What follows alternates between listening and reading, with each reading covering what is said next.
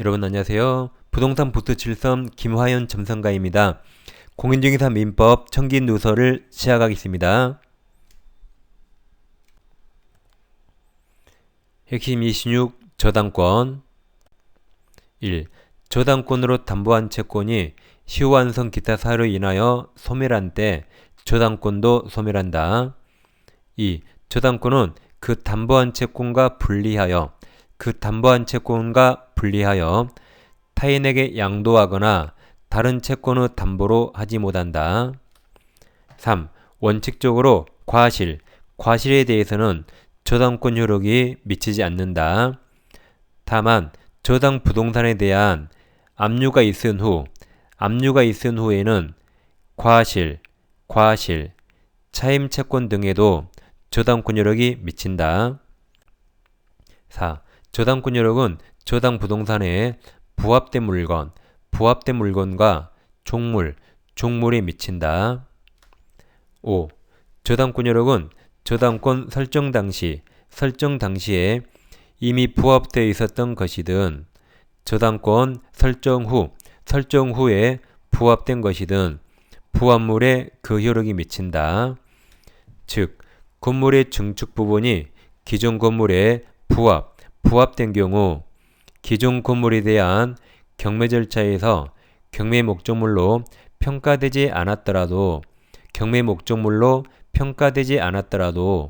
경락인은 부합된 증축 부분의 소유권을 취득한다. 6. 저당권 효력은 종물 내지 종된 권리에도 그 효력이 미친다. 따라서 구분 건물의 전유 부분에 설정된 저당권 효력은 대지사용권에까지 미친다. 그리고 건물에 설정된 저당권 효력은 그 건물의 소유를 목적으로 하는 지상권이나 토지 임차권에도 미친다. 따라서 건물에 설정된 저당권이 실행되면 매수인은 그 건물과 함께 그 건물의 소유를 목적으로 한 토지 임차권 또는 지상권도 취득한다. 7. 저당물 소유권 취득한 제3자 저당물의 소유권을 취득한 제3자도 경매인이 될 수 있다. 8. 저당 부동산에 대해서 소유권, 지상권 또는 전세권을 취득한 제3자, 제3취득자는 저당권자에게 그 부동산으로 담보된 채권을 변제하고 저당권의 소멸을 청구할 수 있다. 9. 저당물 제3취득자가 그 부동산의 보존 개량을 위하여 필요비 또는 유익비를 지출한 때에는 저당물 경매대가에서 우선 상환을 받을 수 있다.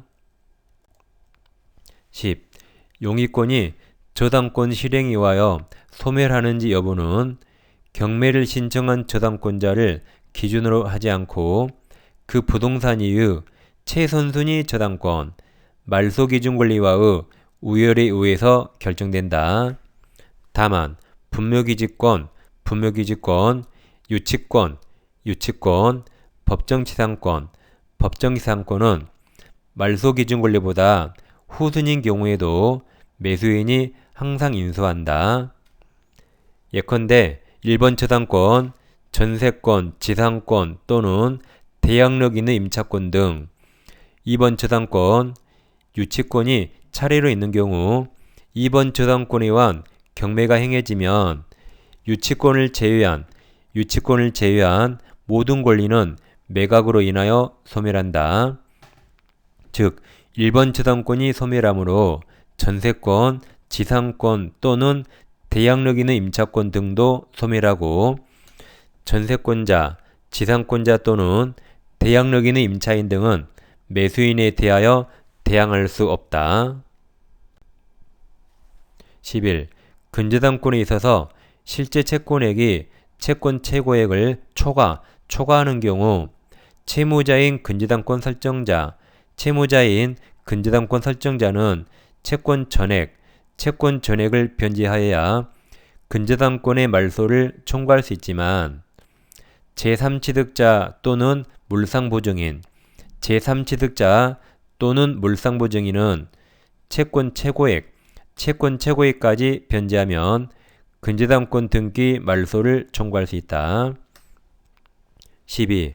근저당권의 경우 근저당권자가 경매를 신청한 경우에는 그 근저당권의 피담보 채권은 경매 신청 시 확정되므로 경매 개시 결정이 있은 후에 경매 신청이 취하되었다 하더라도 채무 합격 효과가 번복되는 것은 아니다.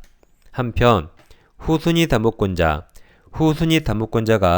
경매를 신청한 경우에는 선순위 근저당권은 매각대금 완납 시에 확정된다. 13. 피담보 채권이 확정되면 근저당권은 보통 저당권과 동일하게 되므로 확정 이후에 발생하는 원금 채권은 더 이상 근저당권에 의하여 담보되지 않는다. 반면 확정 전에 발생한 원본 채권에 관하여 확정 후에 발생하는 이자나 지연 손해금은 여전히 담보된다.